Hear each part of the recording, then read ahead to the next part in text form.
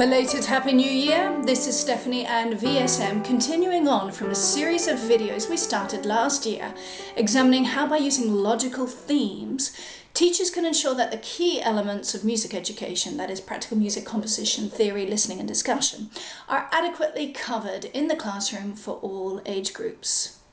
Now, I'm a month late in preparing this video, simply because VSM and I have been busy organising the release of my musical, yes, a total plug, I know, a musical for high schools, colleges, theatres and cultural organisations. Now, if you don't know what I'm talking about, please go to the link below where all will be explained. Now, carrying on from my last video, today I'll be looking at theory. Now, if you're not a teacher, please still listen as I'm about to get political. In my last few videos, I have stated clearly that these videos are really for the general music classroom. If you're working in or have experience within a school where orchestras and choirs abound, often with regular, if limited, touring, where students are already embracing Beethoven at the age of 4, with music departments bursting with practice rooms and specialist instrumental teachers, 21st century classroom technology, and a school theatre complete with Wagnerian orchestral pit, well, chances are most of what I say is going to be water off a duck's back. Or is it? After all, I remember that my school, excellent but nonetheless state-run, was deemed good at music. This reputation was based on a handful of individuals with regular private lessons and supported by middle-class families with a certain amount of cash and culture.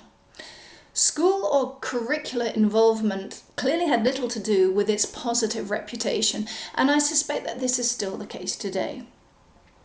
We need to remember that education is for all and that its function serves to iron out discrepancies between students. It is not enough for a school to rest on its laurels whilst prodigal students spread the school's musical reputation. Education is for all, and if one of the objectives of any curriculum is to realise this, then curriculums must contain content that does just this.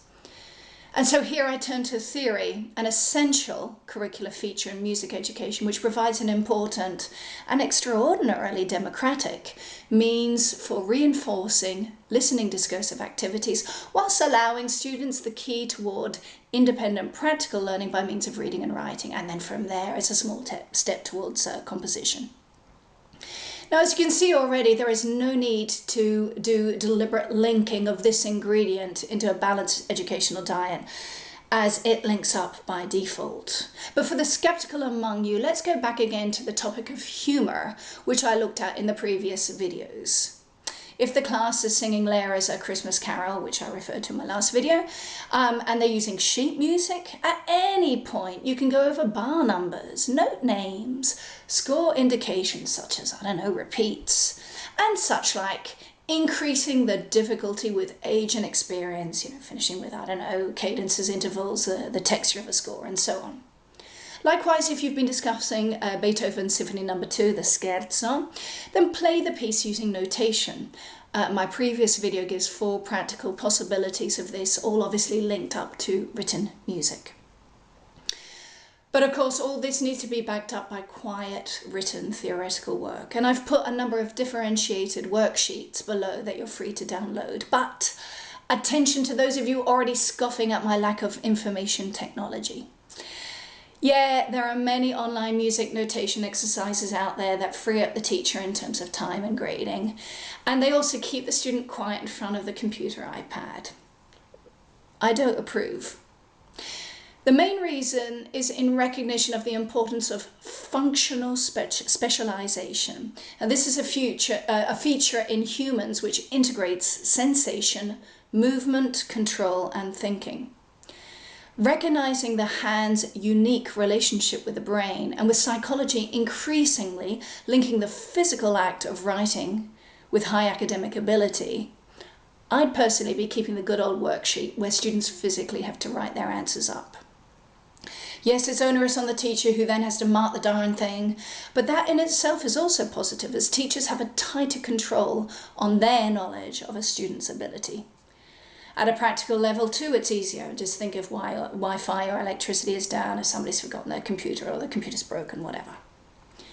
Now below you'll find 2 examples of easy, middle and advanced classroom theory worksheets that were conceived with the idea of backing up practical and listening discussion activities I was undertaking at the time. By definition, therefore, theoretical concepts were used, reused and recycled in various musical camps, gaining greater reinforcement with every appearance. Now, as for my next video, well, this deals with composition and also will sum up the main points of the last 4 videos.